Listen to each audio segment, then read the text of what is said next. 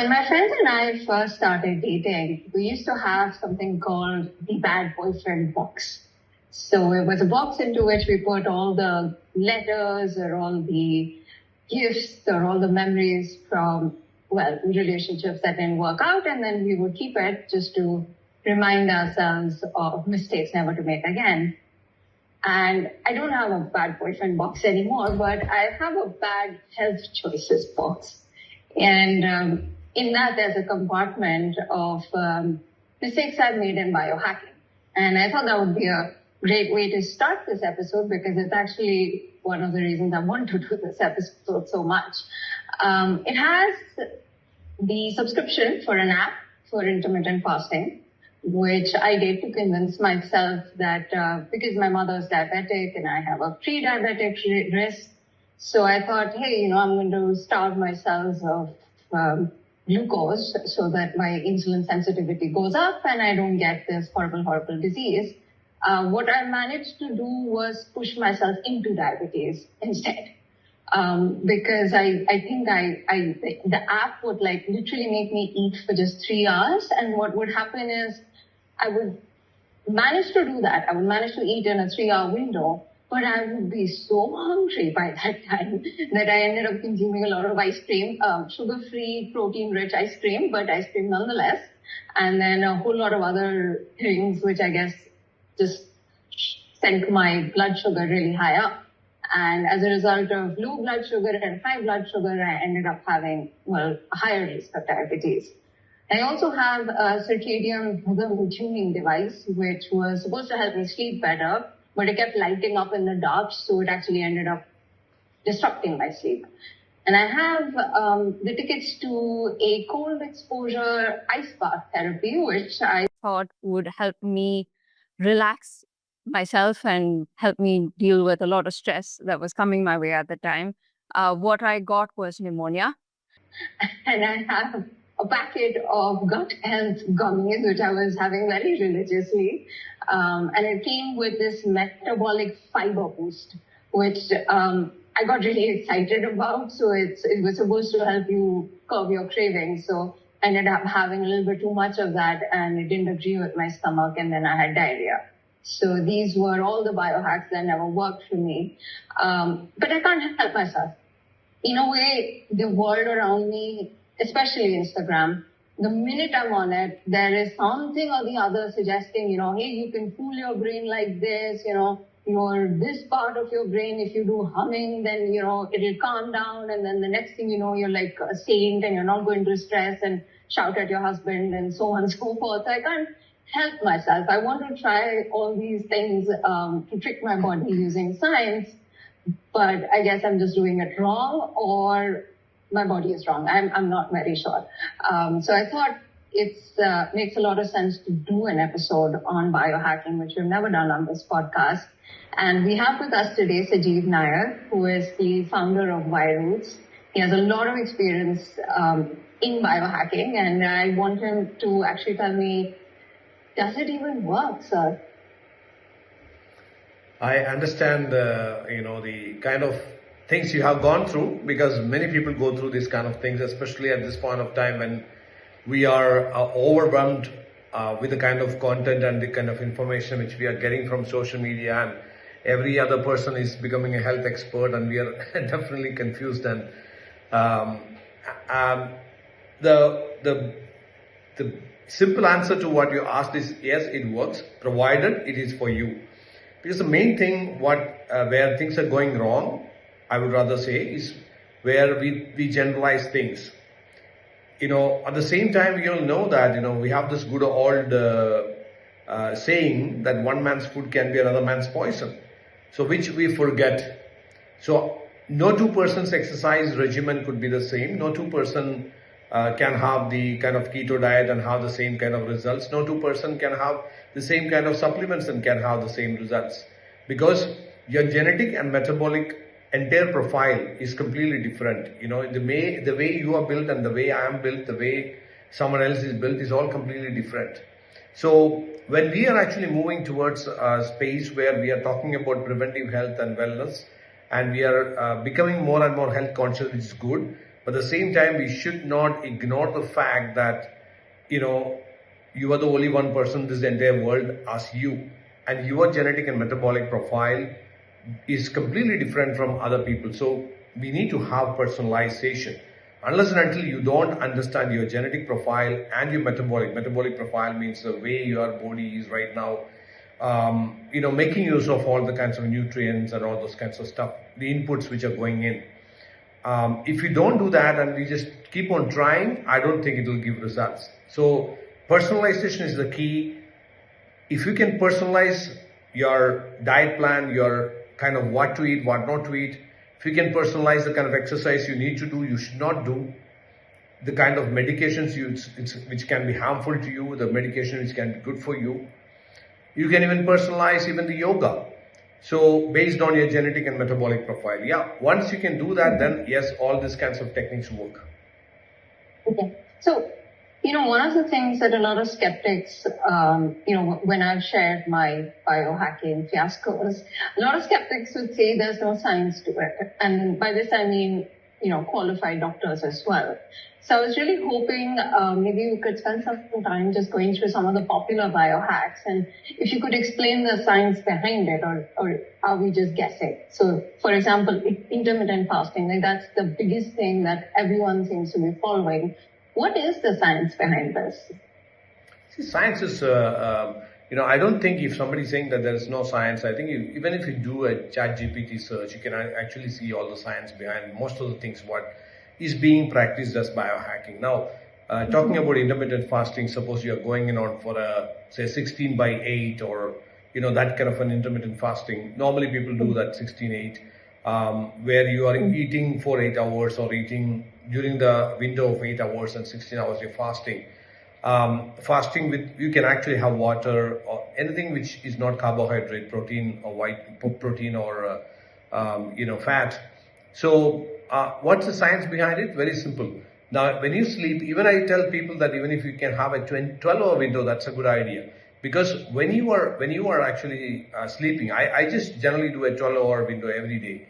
That's in the night. So when I have my dinner maybe around 7, 8, and then I make sure that for the next 12 hours, no carbohydrate, no protein, no fat get into my body.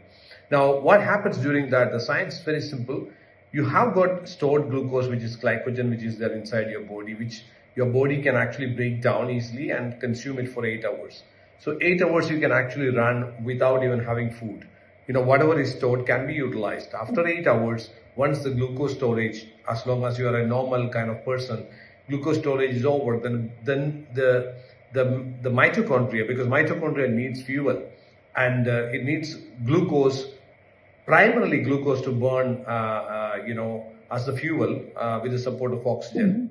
And in fact, if you look at it, people talk about ketones or ketosis as a process of intermittent fasting, which is a very, very last stage of it. But still, once that window is over, that's about 8 hours over, then your mitochondria will start, using other materials. We generally call it as a lot of zombie cells are running around in your body, which is because of the senescence which happens. Senescence is like your cells are dying and new cells are forming all the time.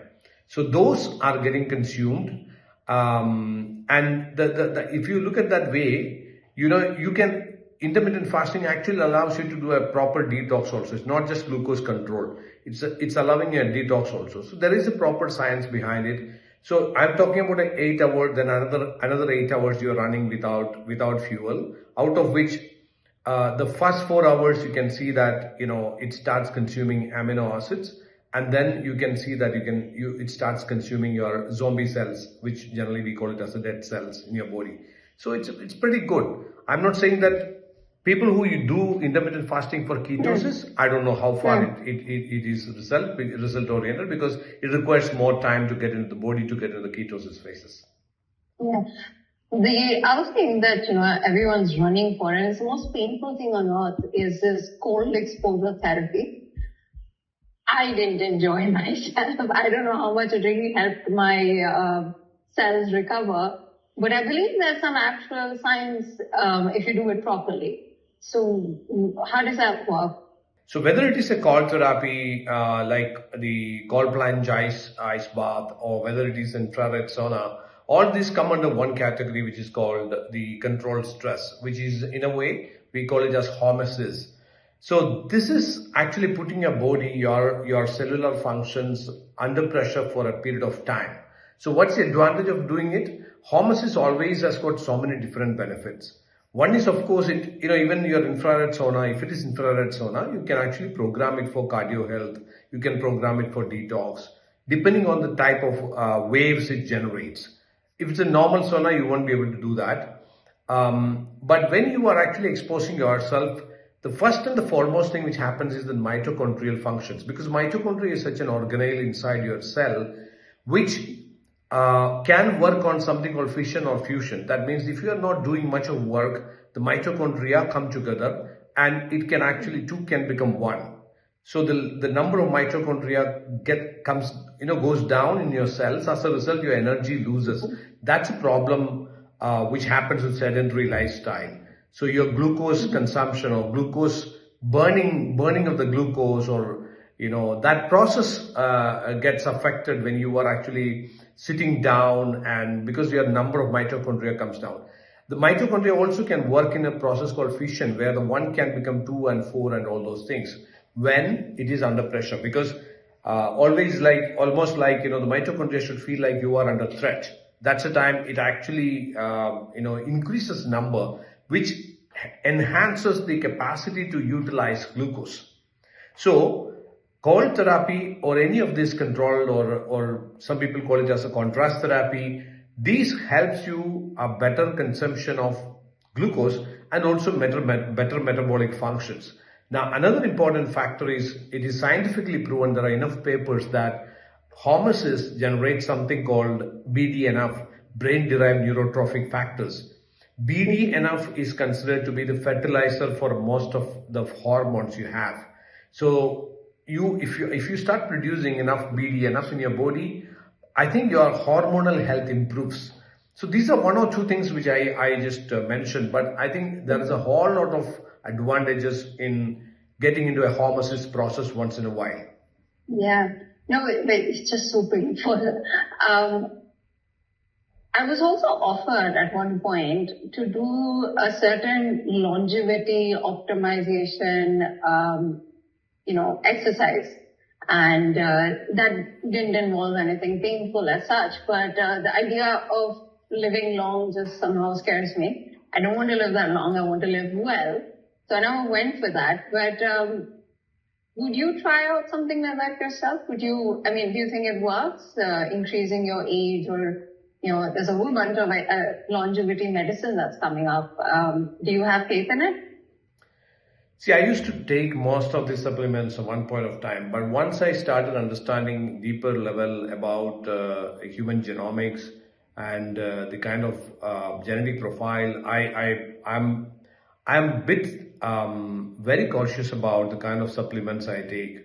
I always go with what my genetic profile says, because many people even now haven't understood the importance of that. People think that's all about metabolism, and most of the disorders are metabolic disorders. But if you are carrying a gene variant for, say, coronary artery disease, and that gene variant is there with you right from your birth, okay, so that it doesn't mean that you are going to have coronary artery disease, but you are having a higher likely chance of coronary artery disease compared to other people, number one.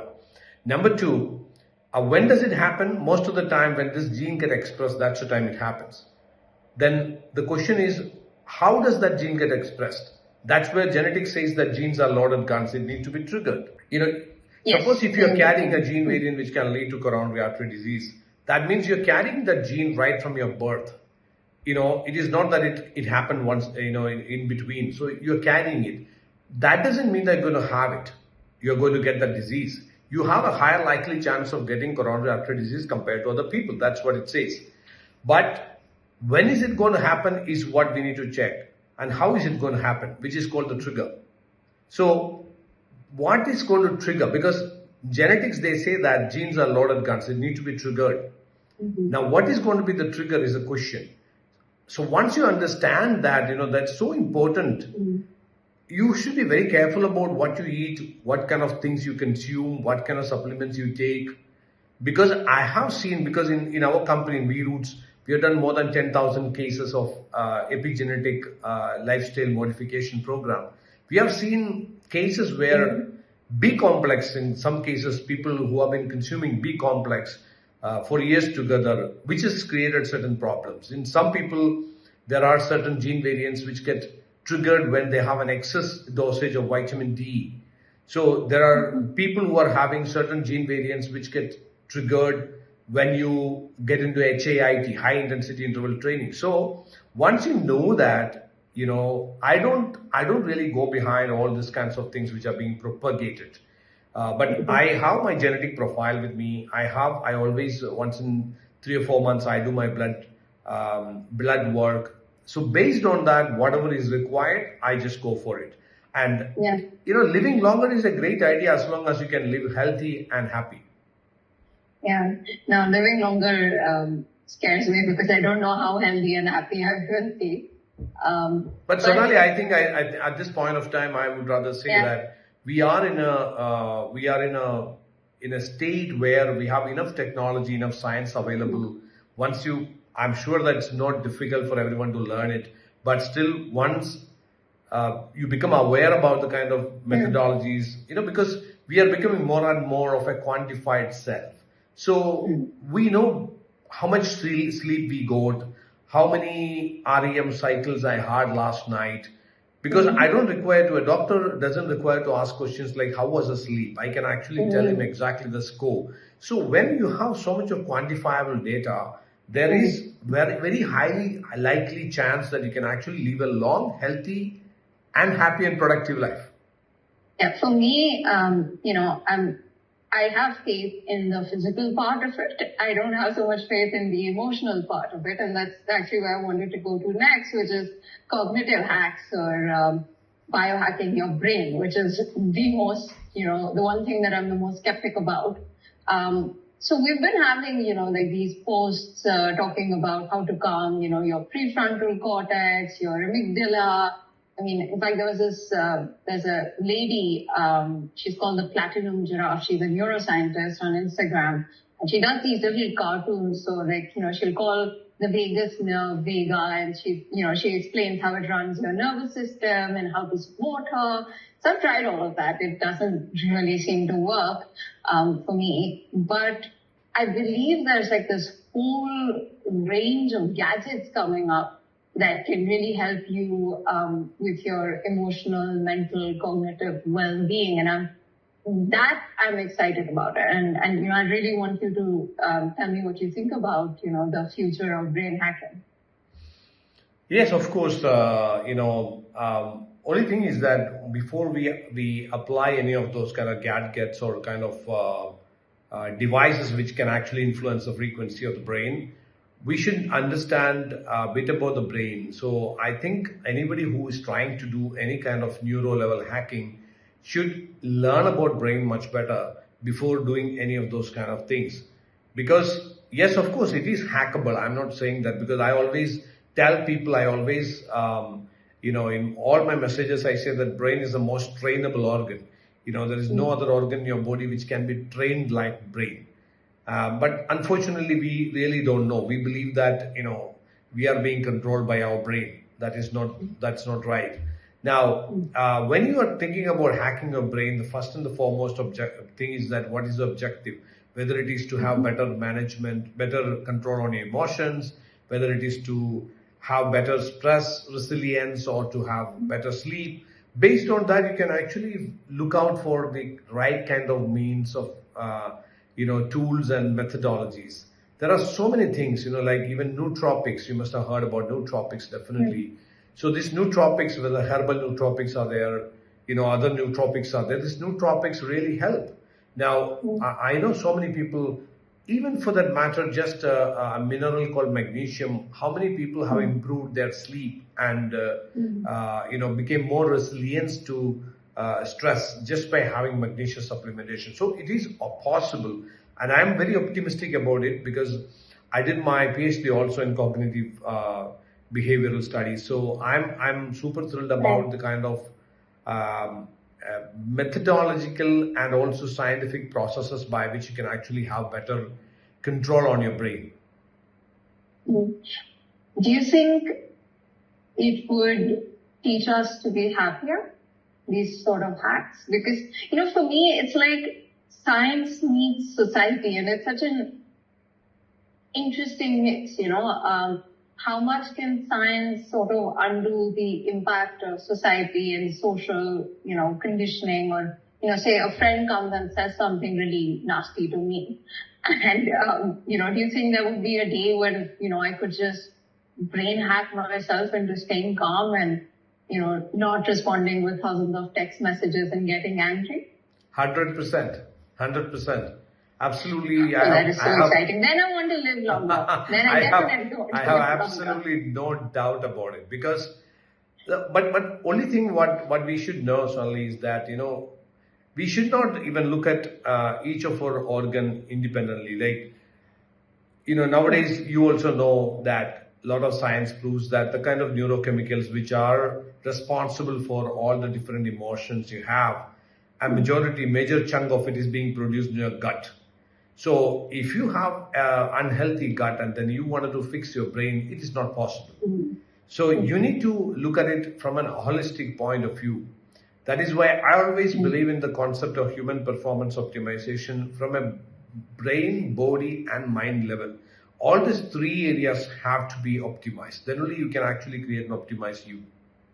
Right. Throughout our conversation so far, there's been something you've been going back to, and I thought I'd keep it for the end because, it seems you believe very, very strongly about this, and that's genetic testing and genome, understanding the human genome. So I know that at your company, there is a strong focus on this. And in fact, I'd done a magazine article in India Today on DNA-based diets. And, I'd interviewed you for it as well. And again, you spoke about genetic testing there. So tell us, how accurate is this? And most importantly, too much information can cause a lot of problems as well. So where is the balance? I totally agree, because when we started in 2000, we started as a genetic testing brand, and immediately we realized that there's no point in just giving information about the kinds of possible probable diseases for which you are carrying risk, because that can only make people panic. So that's where we went back and we really started working on identifying how can I spot the trigger. Because if I'm carrying a gene variant which can lead to coronary artery disease, I'm carrying that. My dad died from heart attack. My grandfather also died from heart attack. So I'm carrying it. So I don't require a genetic test to understand it. I know it very well. But what I am interested in knowing about is that how is that gene going to be expressed and what is going to make that gene expressed? That's, we call it as a trigger. So our entire work in the last 5 years have been to correlate different gene variants and also your present metabolic conditions to understand what could be the trigger for each of these diseases for which you carry a gene which contains a risk. So to a greater extent, we have succeeded in that. And so now I would rather say that I'm the more we do on this, work on this, we are getting more and more convinced about it.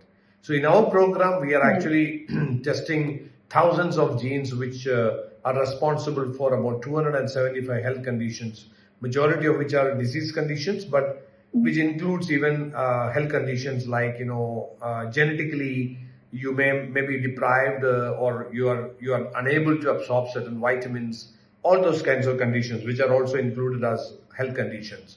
So we understand that which all conditions you are carrying certain genes which can cause challenge. And then we do the correlation sorry, with the support of metabolic assessment, blood work, and then we come to a conclusion that this could be the triggers, and then we provide a complete lifestyle modification program for the person so that that trigger can be blocked to the extent possible. So as long as you can actually prevent that trigger to happen, you are as well preventing the disease to happen, which is what anyone is looking for. Yeah. I often use the world around me as sort of inspiration for the things one can talk about on this podcast. And so I did tell a colleague that, I'm doing an episode on biohacking, and he said, very seriously, he said, well, we've always had the ultimate biohack with us, which is weed and a chiller. It improves neuroplasticity. You're very happy. You don't have to do anything. It's been scientifically proven. And I did want to run that by you because there's a whole generation out there who really believes that cannabis can make you happier. It can help you live longer. And it improves self-awareness and neuroplasticity. Now, would you agree? I don't think there is enough studies to go deep dive into this. Of course, it is giving benefits to people, which is being categorized in the nootropics to a certain extent, some of the cannabis. But I think it is too early to make judgments, and make very profound claims saying that this is one of the best things which can happen. But yes, of course, I also know a lot of people who are actually benefited from this. I would like to keep it at that point because still a lot of studies have to come out on this. Yeah, no, it's really funny because for World Biohacking Day, which is just around the corner, I had, one person messaged me about a potential podcast with you. And I had another person message me about potential podcast with a CBD oil company. And I was just wondering, there's so much of branding out there using that word biohacking. Absolutely. I totally agree, Sonali. And I think it's overwhelming. I think what's going on is that, people think that trying out anything and everything, by yourself, do it yourself kind of stuff is all biohacking, which personally I don't really agree because a person who knows about science of genetics and also about the importance of things like microbiome, I strongly believe that personalization is a super critical thing now. It's not like anybody can go and buy any supplements and just pop in. You cannot actually buy any kind of CBDs and just use it. I don't believe, maybe right, maybe wrong. But I know that in biohacking space also globally there are extremists. We call them the grinders. So they try it out everything. So it's not the So I this is interesting. Yeah. I didn't even have it on my question list.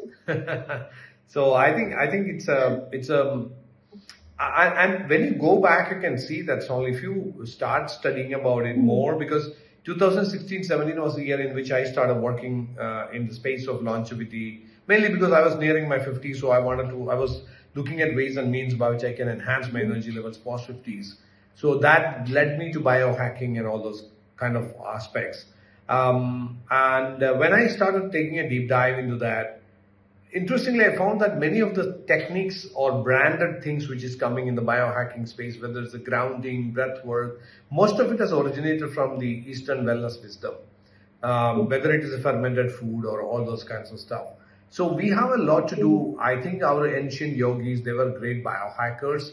The only difference what I'm seeing right now is that now things are getting more and more quantified. You are able to measure things. When you can measure and monitor things, you can manage it much better. That's the difference right now. Just to end this episode, I'd like to, venture a little bit into your personal space, if I may. You shared that you started entering the space in 2016, so it's almost 10 years now. And one thing, that's definitely there is that there is belief in that there's something called biohacking, and there's certainly a lot of new pathways that have opened for one to explore biohacks and invest in the technology. There's so many startups and medical institutes and whatnots out there. doesn't it make you feel wonderful to see the direction in which we're going? Like, how happy does it make you that biohacking is a thing today? Absolutely exciting, super exciting, because I'm super excited mainly because more and more people are becoming aware of the fact that the key to good health is in their hand. It is not with somebody else. So maybe 10 years back, I have been in the field of wellness for the last more than 20 years. So I still remember 20 years back when we used to talk about nutraceuticals and nutrition supplements. Most of the time people used to say that, let me check with my doctor. Now people understood that, okay, they can do their own research. They can find whether something fits them or not. So there's an all lot of difference. And it is actually now progressing in a very, very positive direction. Now people have started understanding the importance of personalization. They have started talking about genomic testing, microbiome testing. So I think it's very, very exciting. And the most beautiful thing right now, Sonali, if you look at it, we all know that the average life expectancy is anyway increasing, year after year. Now, the only question what you have to answer is that by what means, how I can extend my health span rather than lifespan. Like in the sense that if I am going to, is there a way by which I can actually celebrate my 100th birthday after completing a 5-kilometer run with my great grandchildren, and even after that I do whatever I love to do on that particular day. So that's a kind of a dream I generally show people, and people get excited about it. And we always see this excitement around because I'm the founder and the chief curator of World Biohack Summit, which happens in Dubai every year. Now this is the third year we are having it in December this year. So we see thousands of people, even people fly from India, various different countries people come in, practitioners, doctors, normal people, CXOs, founders, they all come together. And I think people are becoming more and more getting excited about their life. Well, thank you so much. I'm also excited. Even though they haven't worked for me, I do believe that, a lot of answers lies in science. And thank you so much for doing the work that you do and for sharing all this with us. Thank you. Thank you, Sonali. Thank you. Thank you for the time. About a couple of years ago, I had gone to a small village in Japan, which is completely in the north of Japan. It's called Akan. And, I met these women there who were doing exactly what Sir just explained. They were about 98, 99, and they were dancing away, and they were walking up and down the mountain slopes in the cold and the snow. But I realized that the place was so unpolluted. It was so simple. The water, you could literally drink water from the ground if you wanted to. There was no pollution in the air. People were simple. There was no jealousy or Instagram competition or, interest in seeing how many views your reels got or who's viewed your reels. If that, person you wanted to say something to has actually seen what you wanted to say. All these things just didn't exist in their lives. And so when I came across a debate happening on the fact that, do we need science to make us healthier? Why do we need science? All these people are living up to that age anyways. Maybe that's where we draw inspiration from. But I realized it's not possible in the kind of life I lead. My water, my air, my surroundings are nowhere near as pure as what they have. And so if science can give me a way to stay calm, stay healthy, stay happy, then why not? So that's my take on it. I would love to know what your take is. So you can write to us. We're there at pods@indiatoday.com. And if you've enjoyed this episode and if it's added something of value to your life, then leave us a rating, please. Or you can write a comment and leave your reviews below. Thank you.